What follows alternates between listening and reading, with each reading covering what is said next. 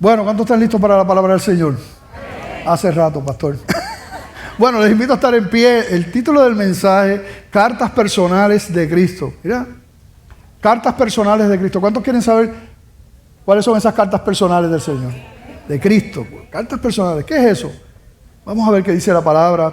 Vamos a leer en 2 Corintios 3, 1 al 6. Aquí el apóstol Pablo le está hablando a esta iglesia. Así que vamos a ver lo que nos dice la palabra del Señor. Amén. ¿Estamos ready? ¿Comenzamos otra vez a recomendarnos a nosotros mismos? ¿O tenemos necesidad, como algunos, de cartas de recomendación para vosotros? ¿O de recomendación de vosotros? Nuestras cartas sois vosotros, escritas en nuestros corazones, conocidas y leídas por todos los hombres, siendo manifiesto que sois carta de Cristo expedida por nosotros, escrita no con tinta, sino con el Espíritu del Dios vivo, no en tablas de piedra, sino en tablas de carne del corazón. Y tal confianza tenemos mediante Cristo para con Dios.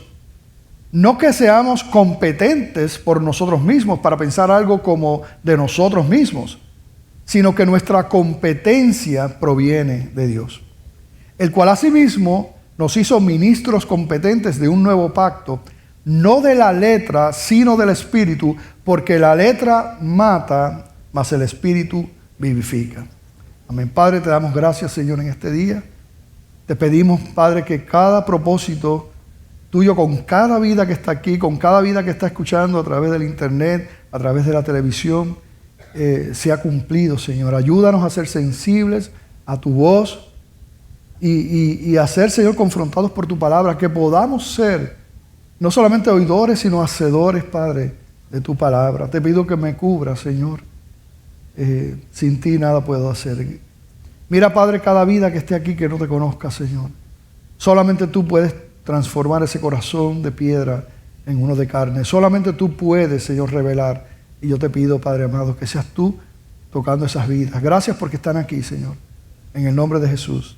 Amén. Bien, ¿se pueden sentar, hermanos? Y vamos a ver aquí tres elementos en esta porción de la Escritura. Primero, esas cartas, ¿verdad? Luego, un bolígrafo. Y luego el autor de esas cartas y del bolígrafo también. Pero voy a comenzar con el bolígrafo, ¿ok? Y a lo mejor usted dice, bueno, el pastor se volvió loco, ¿qué es esto del bolígrafo? Bueno, estoy siguiendo la misma analogía que está utilizando el apóstol Pablo aquí, que está hablando, ¿verdad?, de cartas y de escrituras y demás. Y vamos a ver entonces quién es ese bolígrafo, ¿verdad?, que es lo que encontramos aquí. Un poquito antes, porque esta es la segunda carta a los Corintios, un poquito antes tenemos la primera carta a los Corintios. Y en esa primera carta a los Corintios el apóstol Pablo los amonestó bastante, los disciplinó. Y en términos generales vemos que la iglesia de Corinto estuvo bien, ¿verdad? Aceptó esa disciplina, fue obediente, pero hubo gente que no. Hubo gente que se levantó, que no estuvo de acuerdo con esa disciplina, no estuvo de acuerdo con la amonestación del apóstol Pablo, y comenzaron a cuestionar la autoridad de Pablo y su legitimidad como apóstol. Empezaron a cuestionar si verdaderamente era un instrumento de Dios o estaba por su cuenta. Y Pablo, en esta segunda carta a los Corintios, está defendiendo, ¿verdad?, su llamado, está presentando sus credenciales en esta segunda carta, pero a la misma vez, porque eso podría sonar un poquito quizás orgulloso, egoísta, ¿verdad?, personal, pero no, vamos a ver que no. O sea, a la misma vez él está consciente, ¿verdad?, de que él es un mero instrumento en las manos del Señor, que la gloria es de Dios y Él simplemente un instrumento. Y de hecho, Él como un hombre de Dios, ¿verdad? Que era el apóstol Pablo, aquí Él tenía mucho cuidado, ¿verdad? De la manera en que se defiende, de ninguna manera Él quería robarle la gloria a Dios, porque Él entendía, ¿verdad?, el pecado terrible que eso sería. Así que Él se está defendiendo, pero a la misma vez dejando entender quién es Él, quién lo ha llamado, y la gloria es para el Señor. Y nosotros, ¿verdad? Él le dice entonces, después que vimos ese contexto aún de la primera carta a los Corintios, Él les dice, es necesario, le está diciendo a la iglesia de Corintios, que yo les presente una carta de recomendación, o que le pida una carta a ustedes de recomendación para otros. Y esa es la pregunta que Él está haciendo cuando comienza ese capítulo 3. Esto de las cartas de recomendación lo vemos en la Escritura, es lo mismo que hoy día, ¿verdad? Tenían su propósito de alguna manera de abrir puertas y demás. Así que era común en el tiempo del Señor, es común hoy día, y era común también en el Antiguo Testamento. Nosotros vemos como Nehemías le pidió al rey, ¿verdad?, que le diera cartas de manera que pudiera pasar por esos poblados sin problema alguno, ¿verdad? Y era lo mismo. Así que es lo que nosotros estamos viendo aquí. Pablo reconoce que él no ha sido el único, por eso es que es interesante, él dice que habla en plural, dice, ustedes son nuestras cartas, ¿verdad? Nuestras cartas de recomendación. Usa un plural, ¿verdad? Porque él reconoce que no es una obra de uno solo. Además estaba Timoteo y otros más que Dios utilizó igualmente. Así que son importantes, ¿verdad?, esos plurales, porque él reconoce que él no está solo en esta obra. Pablo sabe que él, al igual que otros, han sido canales de bendición en la obra de Dios sobre esa iglesia, y en este contexto específicamente con la iglesia en Corinto. Y hay una imagen hermosa, ¿verdad?, en este texto que nosotros hemos visto, ¿verdad?, que cautiva también mi corazón, porque vemos ese corazón pastoral también en el apóstol Pablo, ese corazón de amor hacia las ovejas. Y él dice, ustedes, ¿verdad?, son nuestras cartas de recomendación, pero él dice, no escritas en cualquier papel, no escritas en cualquier material, no escritas en cualquier lugar, no, escritas en nuestros corazones, dice él. Ustedes, cartas de recomendación, escritas en nuestros corazones. Ustedes, amados, están escritos con tinta indeleble en nuestro corazón. Mira esa imagen hermosa. De hecho, en el capítulo anterior, lean conmigo, capítulo 2 de 2 de Corintios, el versículo 4, él habla, ¿verdad?, y en otros lugares sobre el amor, simplemente para reafirmar el corazón del apóstol Pablo, que amaba a esta gente. Dice, porque por la mucha tribulación y angustia, está hablando el apóstol Pablo, y angustia del corazón, os escribí con muchas lágrimas, no para que fueseis contristados, sino para que supieses cuán grande es el amor que os tengo. Un pastor que ama y un padre que ama ejerce una disciplina que no es por odio, no es por venganza, sino que la disciplina bíblica y la disciplina de un padre saludable, lo que implica es amor. O sea, la disciplina se ejerce porque se ama, porque es un cuidado. Y eso es lo que está diciendo aquí. Él dice, esa disciplina me causó a mí lágrimas y tristeza, pero son necesarias, porque la disciplina es un acto de amor. Y nosotros, yo hice aquí un listadito, viendo en 1 Corintios, parte de esas cosas que hicieron mal y que el apóstol tuvo que disciplinarlos y amonestarlos. Miren, primero les dice, Cristo no está dividido, no puede haber contiendas entre ustedes. Ellos, habían unos que decían, no, yo soy de Pablo, yo soy de Apolos, yo soy de Cefas, y los que se creían más espirituales decían, no, yo no soy ni de Pablo, ni de Cefas, ni de Apolo, yo soy de Cristo. O sea, esos son los cheches, ¿verdad? Pero no, estaban mal. O sea, esos mismos que decían que soy de Cristo, lo que querían decir, nosotros estamos mejor que todos ustedes, ¿verdad? Por lo tanto, no estaba bien, estaban divididos. Había inmoralidad sexual. Él los amonesta por eso. Le dice que no se junten con los que dicen ser cristianos, pero viven como el mundo. Había ese problema. Algunos estaban allí, pero vivían como el mundo vive. Él dice, no compartas con ellos. Eviten los litigios ante los impíos. Resuelvan los asuntos en Cristo. No vayan donde los impíos a resolver sus problemas, le dice a los corintios. Le dice, huyan de la fornicación, glorifiquen a Dios en sus cuerpos. A los matrimonios le dice, no se separen. Había situaciones también. Los amonestó contra la idolatría. Los amonestó contra el abuso que tenían con la Santa Cena, tomándola, dice, indignamente. ¿Okay? Estaban los hermanos allí peleando por los dones espirituales. ¿Quién tenía los mejores dones? ¿Quién estaba mejor? Los amonestó por el hablar en lenguas.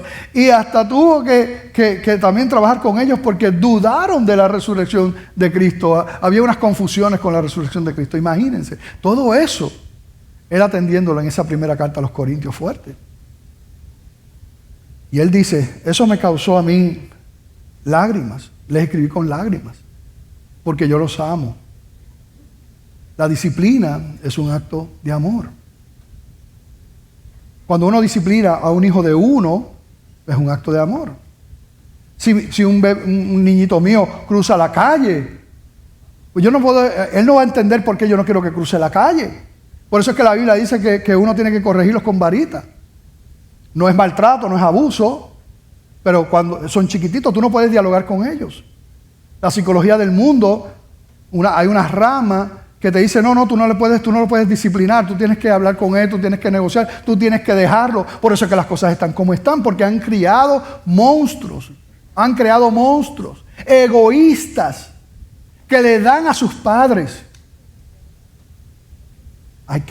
Uno disciplina porque uno ama y están en peligro. Mira lo que dice Proverbios 3, capítulo 11, versículo 12. Dice, no menosprecies, hijo mío, el castigo de Jehová, ni te fatigues de su corrección, porque Jehová al que ama, castiga, como el padre al hijo a quien quiere. Lo que la Biblia nos deja ver es que un padre que no disciplina a sus hijos, no lo ama. De hecho, hay estadísticas que dicen que entre un padre quizás exageradamente estricto, que no está bien, versus un padre permisivo, los hijos del padre más estricto, quizás exageradamente estricto, salen mejor que los hijos de los padres que son liberales y permisivos y que le permiten todo. La disciplina es un acto de amor. Y Pablo le está diciendo, nuestra carta de recomendación, o sea, eso pasó en el 1 Corintios 1, pero él ahora está yendo más al corazón de ellos, de la iglesia. Le dice, ustedes son, ¿verdad?, las cartas de nuestras cartas de recomendación, pero ustedes son cartas de Cristo. Ustedes son las cartas personales de Cristo, expedidas por nosotros, pero escritas no con tinta, sino con el Espíritu del Dios vivo. Aleluya. Son nuestras cartas de recomendación, dice él, pero no son mías. El autor de esas cartas es Cristo. Cristo es el autor. La gloria es para él. Por eso es que el apóstol Pablo es meramente un polígrafo. Muy bien, hermana, gracias. Tiene 10. Él era un bolígrafo que Dios usó para su gloria, pero las cartas no son de Pablo. El autor de esas cartas es Cristo. Y dice la palabra que no escribió estas cartas en tablas de piedra, sino en tablas de carne del corazón. Aleluya. Y también dice el apóstol Pablo, y nuestra confianza está. Mira dónde está nuestra confianza. No en que somos competentes, o sea, capaces. No es nuestra suficiencia, no. No somos competentes por nosotros mismos. No hay suficiencia en nosotros. Nuestra competencia, nuestra capacidad, nuestra suficiencia, está diciendo el apóstol Pablo, dice, ¿proviene de quién? Proviene de Dios. Él nos hizo ministros competentes de un nuevo pacto. Así que aunque el apóstol Pablo está defendiendo su ministerio, está bien consciente de que él es un instrumento y toda la gloria es del Señor. Y que no son sus cartas, son las cartas personales de nuestro Señor Jesucristo. Bien consciente de eso. Bien consciente de quién es Dios, de quién es el que obra, quién es el que tiene poder de transformar una vida y quién es Él. Aún siendo apóstol, ¿quién es Él? Lean conmigo lo que dijo Spurgeon con relación a este texto. Hace muchos siglos dijo, hermanos, leanlo conmigo en las pantallas. Si Pablo no es competente en sí mismo, ¿qué somos tú y yo? ¿Dónde estás tú? ¿Te complaces en el sueño de que eres autocompetente? Ten vergüenza de tu disparate en la presencia de un gran hombre que sabía lo que decía y que habló bajo la dirección del Espíritu de Dios cuando escribió deliberadamente, no que seamos competentes por nosotros mismos. Nuestra competencia proviene de Dios.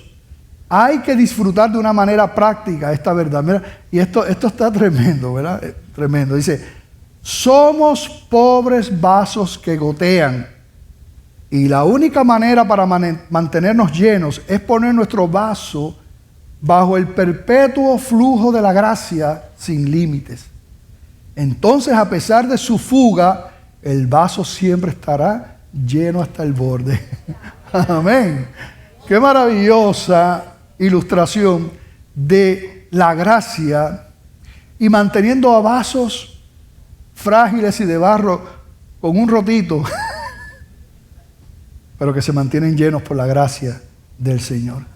Así que gocémonos, alegrémonos, pero démosle gloria y honra al Señor por lo que Él ha hecho en nosotros. ¿Cuántos dicen amén? Amén. Porque Él es bueno. Él no tenía que hacerlo. Segunda de Corintios 4, más adelante, el próximo capítulo de lo que estamos leyendo, Él habla un poquito más de quién es Él, de quiénes somos nosotros, porque la Escritura está hablando de nosotros, los hijos de Dios. Dice, pero tenemos este tesoro. El tesoro se refiere al Señor, ¿verdad? A todo eso que Dios nos ha dado. Pero el tesoro es Cristo. Tenemos este tesoro en vasos de barro, para que la excelencia del poder sea de Dios y no de nosotros. Que estamos atribulados en todos, mas no angustiados, en apuros, mas no desesperados, perseguidos, mas no desamparados, derribados, pero no destruidos, llevando en el cuerpo siempre por todas las partes la muerte de Jesús, para que también la vida de Jesús se manifieste en nuestros cuerpos. Ese versículo 10, qué hermoso es. Llevando en el cuerpo siempre por todas partes la muerte de Jesús. Todo lo que implicaba seguir a Jesús, para que también la vida de Jesús se manifieste en nuestros cuerpos. Porque nosotros que vivimos siempre estamos entregados a muerte por causa de Jesús, para que también la vida de Jesús se manifieste en nuestra carne mortal. De manera que la muerte actúe en nosotros y en vosotros la vida. Y ese último versículo 12, ahí está también expresando, ¿verdad? Ellos como líderes, ¿verdad? Como ministros, como apóstoles, como pastores en general, del precio que tienen que pagar, que va más allá de la congregación, va más allá de las ovejas, el precio que se paga. Así que estamos hablando sobre ese bolígrafo, lo que dice él, eso es lo que somos, la gloria es para el Señor. Él estaba al tanto de eso. ¿Qué nos dice sobre las cartas personales de Cristo? ¿Qué nos dice el escrito? ¿Qué nos dice el pasaje? Dice que es manifiesto, que es evidente. Le dice a la iglesia de Corinto, ustedes son las cartas de Cristo. El autor es Él, ¿verdad? Y fue escrito no con tinta, sino con el Espíritu del Dios vivo. No en tablas de piedra, sino en tablas de carne del corazón. Imagínense eso. Lo que Él está diciendo. Porque lo que Él está diciendo es verdad, ¿sí o no? Esto no es una poesía, meramente, aunque sin duda tiene una literatura hermosa y una expresión hermosa. Pero es una verdad lo que está diciendo. No es como en aquellas piedras, aquellas 2 piedras, ¿verdad?, del antiguo pacto, de la ley mosaica. No. Ahora es mediante el Espíritu vivo y en las tablas de carne del corazón de ustedes. Y cuando leía este pasaje y preparaba el mensaje, una de las cosas que primeramente llamó mi atención precisamente, por eso el título. Primero pensé en el título, las cartas de recomendación. Pero dije, no. Son las cartas personales de Cristo. Y lo que vemos y lo que el apóstol Pablo está diciendo y lo que la palabra de Dios nos está diciendo en esta porción de la Escritura, está hablando de esa obra maravillosa. El apóstol Pablo le decía a ellos, ustedes son una obra milagrosa de Dios. Ustedes son la carta de presentación de mi ministerio. Y estoy consciente que no son mías, ¿verdad? Son las cartas de Cristo. Pero ustedes son un milagro, el cambio operado en sus vidas, la transformación de su carácter, de su caminar, de cómo ha sido transformado su hogar, sus finanzas, sus prioridades, su testimonio con el mundo, sus matrimonios, cómo ustedes como empleados trabajando, ustedes, el cambio operado milagrosamente. No solamente eso, sino el amor por Dios y el prójimo, su fe en Cristo, el consuelo, el alejarse del pecado. Todo lo que estaba pasando, cómo ahora aborrecen todo aquello que Dios aborrece. Todo ese cambio. Y le dice, ustedes son las cartas de recomendación, pero no son mías, son las cartas de Jesús. Ustedes son un milagro de Dios. Después de todo lo que vimos en 1 Corintios, porque el apóstol Pablo, como todo cristiano que lea la Escritura, y todo pastor y todo líder y todo maestro que lea la palabra, sabe que todos somos pecadores, sabe que todos somos débiles. Yo no soy mejor que ustedes, yo soy igual que ustedes. Dios me llamó pastor, pero soy igual que ustedes. La gloria del Señor. Dios está trabajando con nosotros. Somos un milagro del Señor. Y Él da gracias por ello, a pesar de todo lo que había pasado. Porque Él entendía, es que son humanos, pero están en el proceso del Señor. De hecho, en 2 Corintios capítulo 3, si la mente no me falla, el último versículo, el versículo 18, es el que dice que de gloria en gloria, como a cara descubierta, nos lleva el Señor. Lo estoy parafraseando. Porque es la obra de Cristo en nosotros. Y eso es lo que está viendo el apóstol Pablo. Y me puse a meditar aquí en la iglesia Bautista de Glenview, y yo como pastor, de mis cartas de recomendación, que no son mías, que son las cartas de ¿quién? De Cristo. ¿Y quiénes son esas cartas? Ustedes. Y mientras preparaba el mensaje pensaba en esas cartas, no mías, de Dios. Y hace unas semanas me reuní con una joven madre de 3 niños, sola, viniendo a nuestra iglesia no hace tanto. Bien difícil, sola con 3 hijos, joven, sin nadie aquí imagínense. Y ella no vino a pedirme nada, ni nada. Fue simplemente, ¿verdad?, una pregunta de consejería, pero no. Pero me empieza a contar y yo veo la batalla de esa joven madre.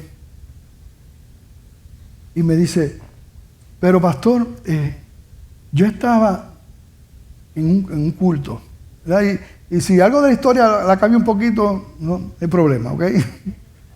Pero yo estaba en un culto y cuando terminó el culto se me acercó esta hermana, una hermana mayor, y me dice, me compartió su teléfono, me dijo, yo quiero, ¿verdad?, que si tú tienes una necesidad, que tú me llames, yo quiero, ¿verdad?, quiero conocerte, quiero que tú... Mira, eso, si no se conocían.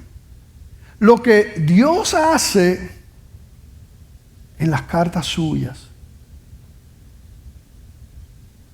Y me dice ella que es como si fuera familia. Y ahí han estado gente de la iglesia y que no se conocen. Y lo hermoso que me hablaba. Y yo acá derretido escuchando de la bendición de las cartas que uso de recomendación, pero no son mías, son del Señor. Y venía a mi mente como otro hermanito y su esposa, y se me acercan, porque hay este hermanito que no podía venir a la iglesia, vivía en otro pueblo y no tenía transportación. De pastor, quiero, ¿verdad?, comprarle un carro y prácticamente yo solo y dieron, pero él no quería entregarle el carro todo chamusqueado, sino que lo manda a pintar y lo arregla todo esto y recuerdo que se lo entregaron aquí un domingo, él no sabía nada, de sorpresa. Y él, la cara de ese hermano, y la cara de todos nosotros, y la cara de los que el Señor tocó el corazón. Y no es la primera vez, otro hermano, recuerdo otro hermano, que hizo lo mismo. Y lo arregló. Y hay muchas cosas que uno no se entera, ni siquiera yo como pastor me entero. Ahora cuando me entero me gozo, ¿verdad?, de estos testimonios. Como, qué bendición las cartas de Dios. Por allá. No están en un púlpito, no están enseñando, pero están viviendo el Evangelio sin duda. Cartas del Señor. Los mismos proyectos misioneros. Que aquí, ustedes, cómo dan generosamente con amor. Nada obligado, nada de eso. 435 misioneros. Yo recuerdo cómo en plena pandemia, llegó una petición de motoras precisamente para la India. Que estábamos en un tiempo difícil en la pandemia, ¿verdad que sí? Imagínense. Recuerdo que el pastor René y yo nos sentamos y dijimos, la iglesia es generosa. En aquel entonces las motoras costaban un poquito menos, eran $1,200. El pastor dijo, la iglesia es generosa. Yo imagino que podremos levantar unas 25 motoras para estos hermanos. En plena pandemia, entonces ¿usted sabe cuántas motoras se recogió el dinero para cuántas motoras? 97 motoras. 98 motoras. En medio de la pandemia. Recuerdo a una joven estudiante que fue y con ese corazón y compungida dice, pastor, yo quiero dar, yo tengo una beca, porque ya está en la universidad, pero yo estoy bien, yo no necesito la beca, yo estoy bien, yo no necesito la beca, y yo quiero dar una motora, un estudiante, con su beca. Las cartas del Señor. Aquí, hermanos, que los domingos ya a las 5:30 de la mañana están aquí abriendo esto, voluntarios aquí, no cobran un centavo. Cartas abiertas.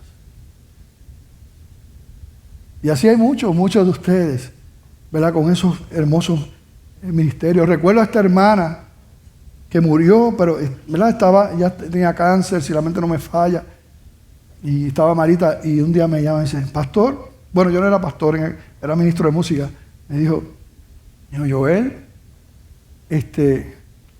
cuando yo me muera, no quiero canciones lentas. Quiero que canten Canto al Señor. ¿Tú sabes lo que es Canto al Señor? Un merengazo. Canto al Señor, una cumbia, que si esto, ¿verdad? Es verdad que todo el mundo estaba en el funeral, Canto al Señor, ¿verdad? Pero cartas del Señor que entienden lo que es la muerte, que la muerte perdió su poder, aleluya. ¿Dónde está, oh muerte, tu aguijón?, decía el apóstol Pablo. Somos de Dios. Estar con el Señor es muchísimo mejor. Nuestra querida hermana Ivette Meléndez, que tanto nos amó y a quien tanto amamos, pues mira, ella sabía muy bien para dónde iba y ya se está gozando allí en la presencia del Señor. Yo me la imagino sentadita allí en el regazo del Señor.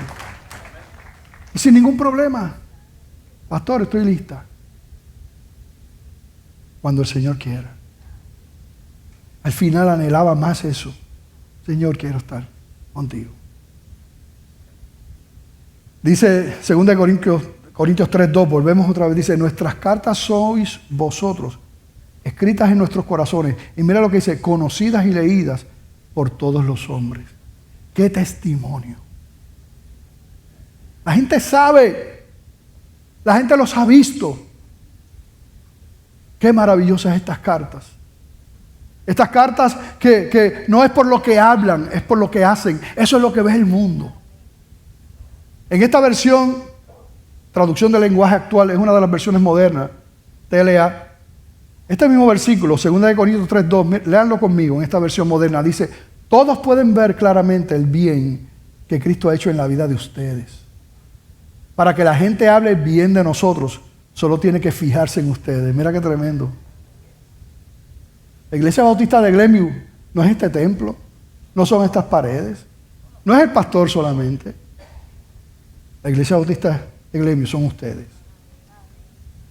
Las cartas de recomendación de Pablo, que son las cartas personales de Cristo, pueden fallar. Hay que entender eso también, porque estamos en un proceso. Pero esa no es nuestra identidad. Somos hijos de Dios. Pero Dios está trabajando con nosotros. No nos equivoquemos también. La diferencia es que ya el cristiano que ha nacido de nuevo y que ama al Señor, definitivamente, uno no quiere caminar y tener como estilo de vida el pecado. Pero ciertamente todos fallamos. Pero ya esa no es nuestra identidad. Cuando un cristiano falla, se siente mal y le pide al Señor que le ayude. Finalmente, hablamos del autor de las cartas.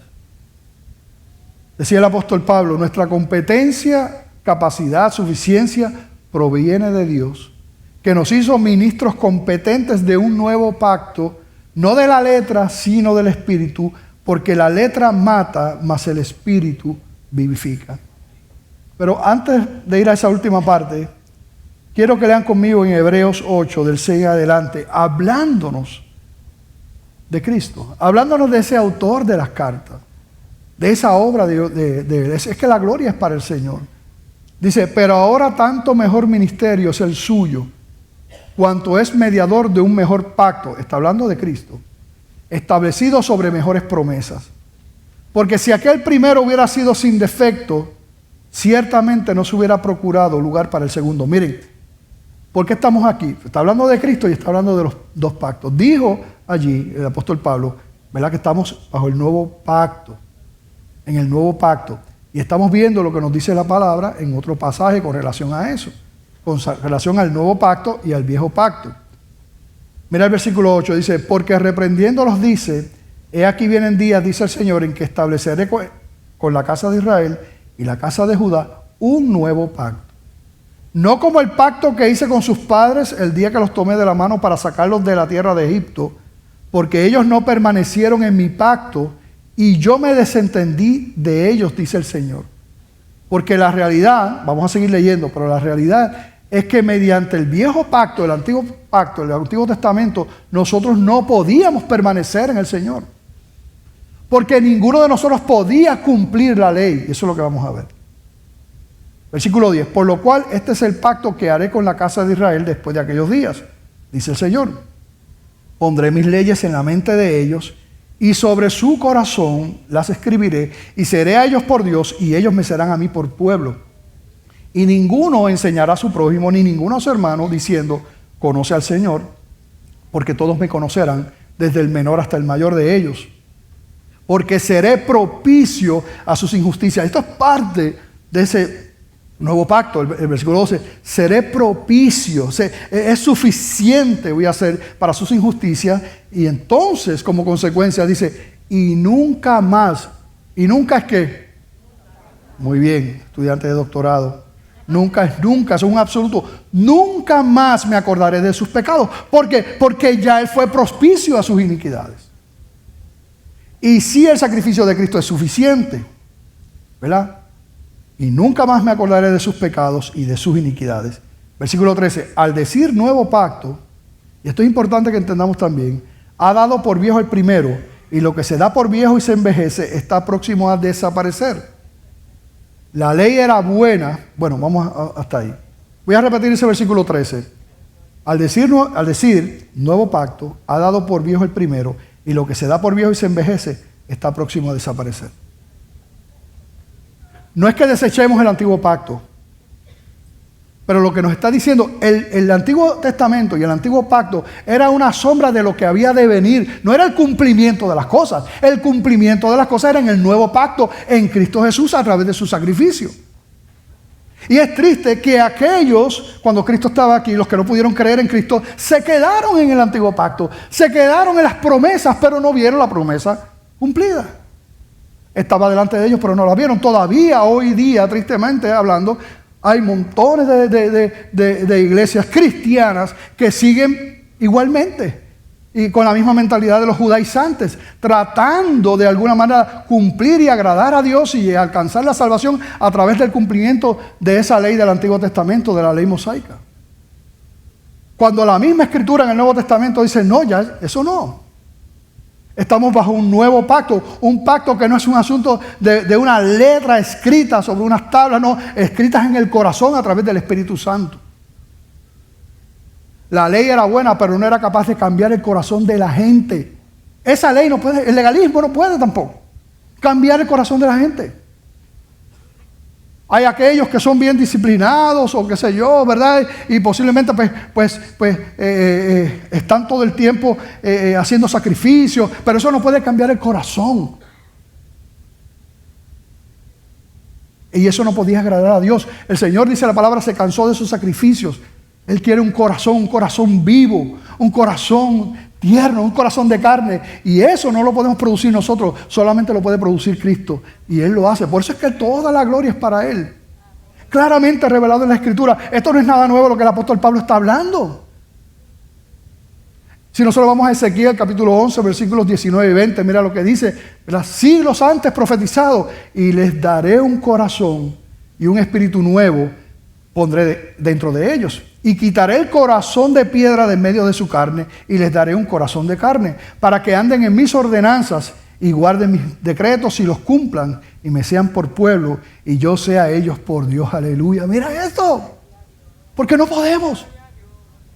Ni podían. ¿Tú sabes quiénes fueron salvos en el Antiguo Testamento? Los que miraron al Mesías y creyeron en Él. Fueron salvos aquellos que creyeron en el Mesías que había de venir. Y fueron salvos por fe también, porque creyeron. Y en el tiempo de Jesús fueron salvos los que creyeron en Él, en Cristo Jesús. Y nosotros hoy día, siglos después, somos salvos cuando nosotros miramos a la cruz, hace casi 2000 años, y por la gracia de Dios y la obra del Espíritu Santo podemos creer. Y somos salvos también por fe. Dios dijo que quitaría de su pueblo el corazón de piedra y les daría un corazón de carne, un corazón moldeable y maleable. Miren lo que dice Ezequiel también 36, 26 y 27, un pasaje paralelo, bien similar. Dice, os daré corazón nuevo y pondré espíritu nuevo dentro de vosotros. Y quitaré de vuestra carne el corazón de piedra y os daré un corazón de carne. Y pondré dentro de vosotros mi espíritu y haré que andéis en mis estatutos y guardéis mis preceptos y los pongáis por obra. Ustedes ven, o sea, es una obra totalmente del Señor. Y finalmente Jeremías 31, 33 dice algo similar. Quiero leerlos todos corridos. Dice, pero este es el pacto que haré con la casa de Israel después de aquellos días, dice Jehová. Daré mi ley en su mente y la escribiré en su corazón y yo seré a ellos por Dios y ellos me serán por pueblo. Ya no es un asunto externo. El asunto externo no puede cambiar el corazón. La palabra es clara que la ley fue dada para llevarnos a Cristo. La ley realmente fue dada para matarnos, para mostrarnos nuestro pecado y matarnos, porque la palabra dice que la paga del pecado es muerte. Y la ley lo que nos mostró es que todos somos pecadores y que ninguno de nosotros puede llegar a Cristo, ni puede ser salvo mediante nuestras propias obras. Ninguno. Aquello era sombra de lo que habría de venir. La salvación estaba en Cristo.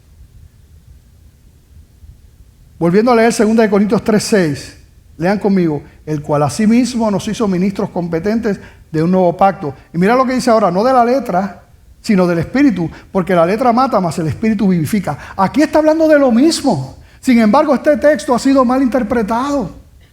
¿Tú sabes para qué? La locura que han dicho con ese versículo. Que ese versículo lo que dice es que la letra, esto que es la Biblia, la palabra de Dios, mata. Pero el Espíritu es el que vivifica. Entonces, mira cómo tergiversa lo que dice ahí. No, esto es... es la experiencia espiritual, experiencias personales que tú puedas tener, subjetivas.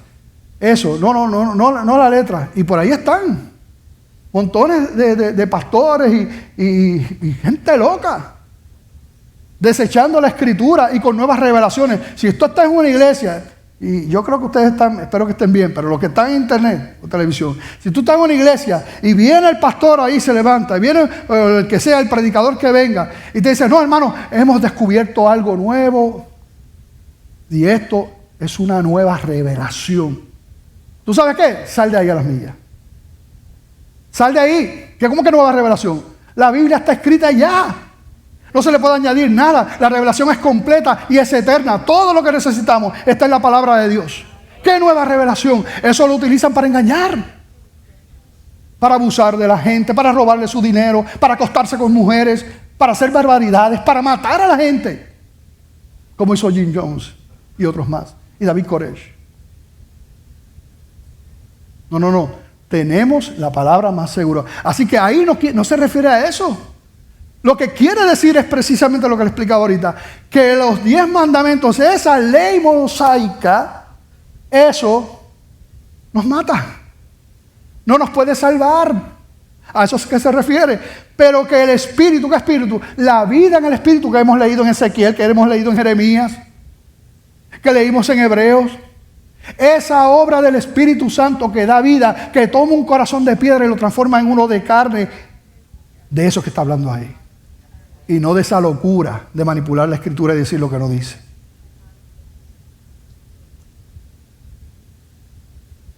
Gloria a Dios. Gloria al Señor. El autor de la carta. Le voy a buscar por aquí. Esto es una letra de una canción que nunca hemos montado, pero algún día espero que la montemos. Mira la letra, dice, hablando de Jesús, porque estamos hablando del autor de la carta, hablando de Jesús. Y el título de la canción es Él no tenía que hacerlo. Él no tenía que hacerlo, fue por amor. La estrofa dice, Él es mi sustento, Él es mi ayuda, Él es mi consuelo, Él es mi todo. Él es mi refugio, Él es mi vida, Él es mi guarida, Él es mi todo. Él se entregó por amarme a mí, no le importó lo que en la cruz sufrió, Él allí sintió la soledad. Él no tenía que hacerlo, Él no tenía que hacerlo, Él no tenía que hacerlo, Él no tenía que hacerlo. Lo hizo por amor por ti, por mí y por aquel que es pecador igual que tú, igual que yo, fue por amor. Eso es lo que Él hizo. La gloria es para Él. Viene a mi mente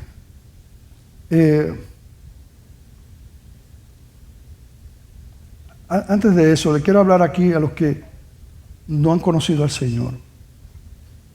Porque hay un pasaje cerca del que leímos, en el capítulo 2, que les habla a los creyentes, pero le habla también a aquellos que no han creído en el Señor.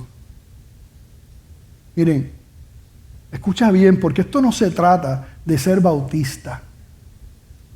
Esto no se trata de ninguna religión. Tú no vas a encontrar eso en ningún lado que Cristo está hablando. Es hablando de una relación personal con Jesús, donde aquellos que creen y se arrepienten son recibidos, hechos hijos de Dios, y tienen vida eterna. Y donde aquellos que lo rechazan, claramente la Escritura dice que son condenados. Mira lo que dice 2 Corintios 2, 14 al 17. Antes del texto que estamos leyendo nosotros hoy. Mas a Dios gracias, el cual nos lleva siempre en triunfo en Cristo Jesús. Y por medio de nosotros manifiesta en todo lugar el olor de su conocimiento. Porque para Dios somos grato olor de Cristo en los que se salvan. Y en los que se pierden, a estos ciertamente olor de muerte para muerte. Y a aquellos olor de vida para vida. Y para estas cosas, ¿quién es suficiente? Pero ¿qué clase de pasaje? Para los que los escuchan y creen, ciertamente eso que se dice es olor de vida, pero para los que no, es olor de muerte. Versículo 17 dice, pues no somos como muchos que medran falsificando la palabra de Dios, sino que con sinceridad, como de parte de Dios y delante de Dios, hablamos en Cristo. Pero ¿dónde estás tú? No, vuelvo y te repito, no una religión. Cuando tú ves a Cristo, Cristo hablaba al corazón y decía claramente lo que dice la Escritura, que todos somos pecadores. Que no hay manera que tú te puedas salvar a ti mismo. No hay manera que tú puedas vivir de una manera que puedas agradar al Señor. Pero el Señor sabía que tú no ibas a poder y que yo no iba a poder. Por eso hizo provisión en Cristo Jesús. Y Él decidió morir en una cruz, hacerse como uno de nosotros, humillarse, recibir todo el pecado sobre Él. De manera que los que crean entonces tengan vida eterna. Como dice Juan 3:16, porque de tal manera amó Dios al mundo que ha dado a su Hijo unigénito, para que todo aquel que en Él cree no se pierda, mas tenga vida eterna. Mas a todos los que le recibieron, los que creen en su nombre, le dio la potestad de ser hechos hijos de Dios. Y no hay otro nombre, ¿verdad? En ningún otro hay salvación y no hay otro nombre bajo el cielo en que podamos ser salvos. Solamente Cristo. Él dijo, yo soy el camino, la verdad y la vida. Nadie viene al Padre sino por mí. Él es el autor de estas cartas. Él puede ser el autor de tu carta también. Sabemos que el Señor sabe todas las cosas, que el Espíritu Santo es su obra. Pero anhelamos que así como el Señor me llamó, ¿verdad?, en el 1986, hoy pueda llamarte a ti también si tú no conoces al Señor. Así que yo pregunto si aquí habrá alguien que ha entendido por la gracia del Espíritu Santo esta realidad que dice la Escritura, que todos son pecadores, todos están condenados, a menos que por la gracia del Espíritu Santo se arrepientan de sus pecados y crean en Jesucristo, que es el único camino. No hay otro nombre, solamente Cristo. No hay otro mediador, solamente Cristo. Arrepentirte de tus pecados y creer en Él. Los que hacen eso de corazón, dice la palabra, tienen vida eterna. Algo ocurre, que es lo que le llamamos el nuevo nacimiento, que es una obra del Espíritu Santo. Así que yo pregunto si aquí hay alguien que hoy levanta su mano y dice al Señor, no a mí, al Señor, Padre, perdóname. Sé que soy pecador. Sé que no he escuchado que no es un asunto de religión, sino del corazón. He pecado contra el cielo, he pecado contra ti, he caminado de espalda a ti. Perdóname, Señor. Sé que me estás llamando, no es casualidad que esté aquí. Pero eso quien tiene que revelarlo es el Señor. Si tú estás ahí y por la gracia de Dios has entendido que tú eres pecador y has entendido que Jesucristo te llama hoy con el poder que Él tiene, no solamente de amarte, sino de perdonar todos tus pecados. Y lo único que Él demanda es que tú lo confieses, que lo reconozcas, que te arrepientas y que lo confieses. Y yo pregunto si aquí hay alguien que toma esa decisión en este día y levanta su mano y dice, Señor, perdóname, perdona mis pecados. Señor, yo no quiero seguir caminando de espalda a ti, Señor. Yo sé que no es un asunto de religión, es un asunto de relación. Perdóname, Jesús. Habrá alguien que hoy toma esa decisión y pide perdón al Señor. Rinde su vida, sus pecados. Los que hacen eso, dice la Escritura, que tienen vida eterna. Dios le bendiga, hermana, ya está tomando una decisión. ¿Habrá alguien más? Alguien más que dice que está luchando ahí. Esto es entre tú y Dios. Olvídate de lo que piense la gente. Entre tú y Dios. Si Dios te está llamando, ríndete al Señor. Confiésalo a Él. ¿Habrá alguien que toma esa decisión? ¿Alguien más? Que dice, Señor, perdóname, sé que soy pecador, sé que soy pecadora, te necesito. ¿Habrá algún hijo de Dios que se reconcilia con el Señor? Se alejó de los caminos, pero hoy regresa a casa. ¿Habrá alguien que hoy regresa a casa?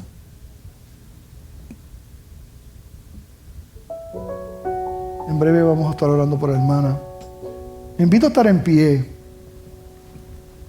El mensaje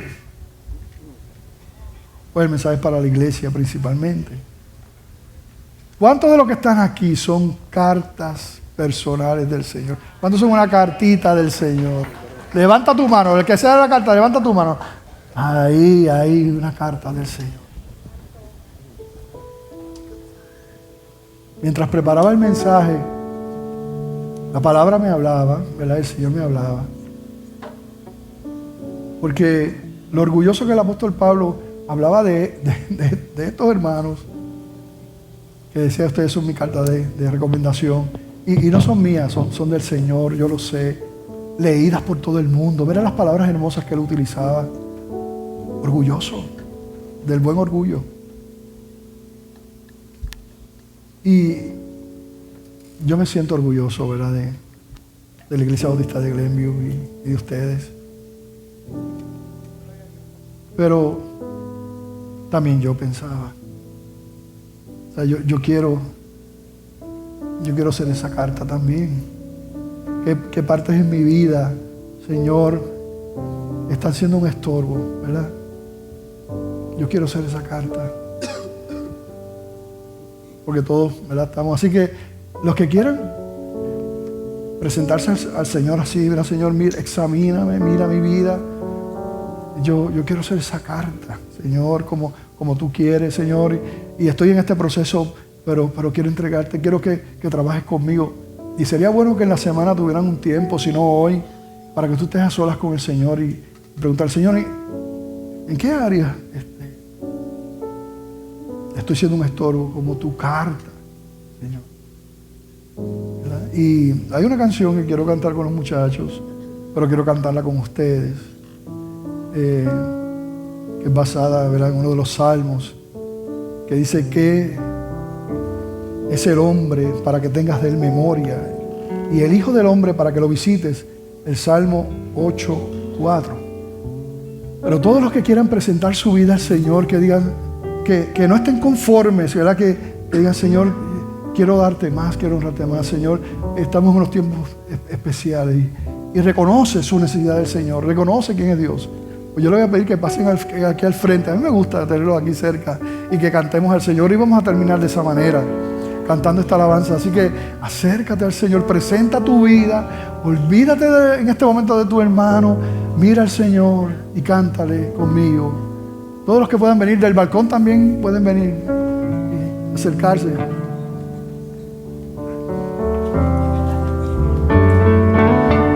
Soy yo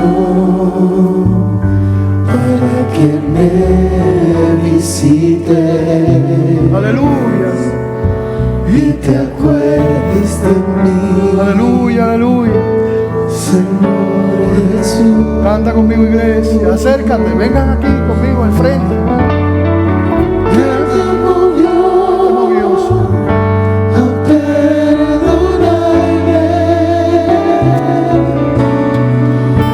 Misericordia, Dios, me abrazó y el pasado olvidó. Aleluya, cántalo fuerte, fuerte.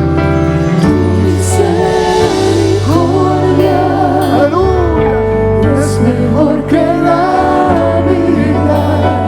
gloria a ti, Señor. Tu misericordia puso en mí una canción. Gloria a ti, Señor. Tu misericordia vivifica al caído. Tu misericordia, Dios, me alcanzó.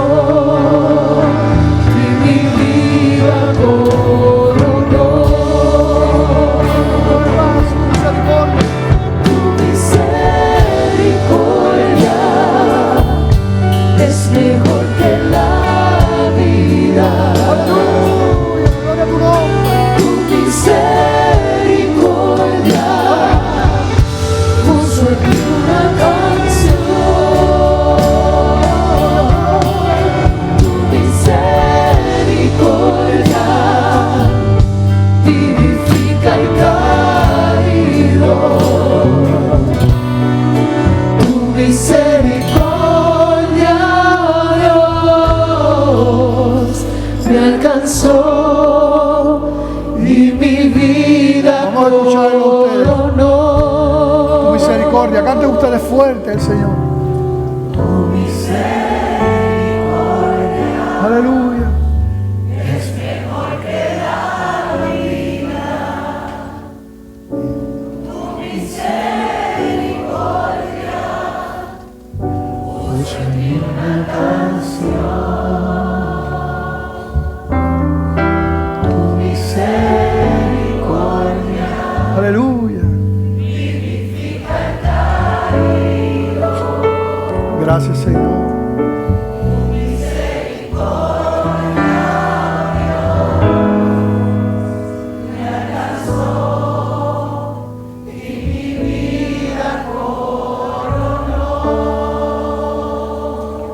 Padre, gracias, Señor.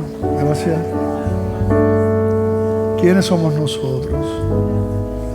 Vemos ahí que el mismo apóstol Pablo, Señor, porque él sabía y sabemos, Señor. Te damos gracias, Señor, por lo que has hecho, lo que estás haciendo y lo que vas a hacer en nuestras vidas, Señor. A pesar de nuestras debilidades. Gracias, Señor.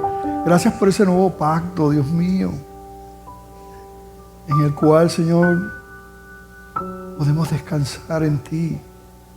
No para vivir vidas licenciosas, no, para nada, Señor. Sino que el saber que estamos seguros en ti, que nada nos puede separar de ti, nos impulsa a vivir para tu gloria y para tu honra. Es nuestro anhelo, es nuestro deseo, Señor. Señor, yo te presento a la iglesia, nos presentamos, Señor. Queremos ser esas cartas, Señor, para tu gloria, Señor. Y vemos que al principio todos los errores que cometieron, pero qué maravillosa la obra que tú hiciste, Señor. Gracias, Padre. En el nombre de Jesús. Amén, amén. Pero aprovecha a los que tienen cerca, denle un abrazo, pero fuerte, un abrazo apretado ahí. Bendiga a los que tienen cerca, los que están allá también, en el balcón, en la parte de atrás. Denle un abrazo a su familia, a los que tienen cerca. Bendígalos en el nombre del Señor. Misericordia, aleluya. Gracias, Señor.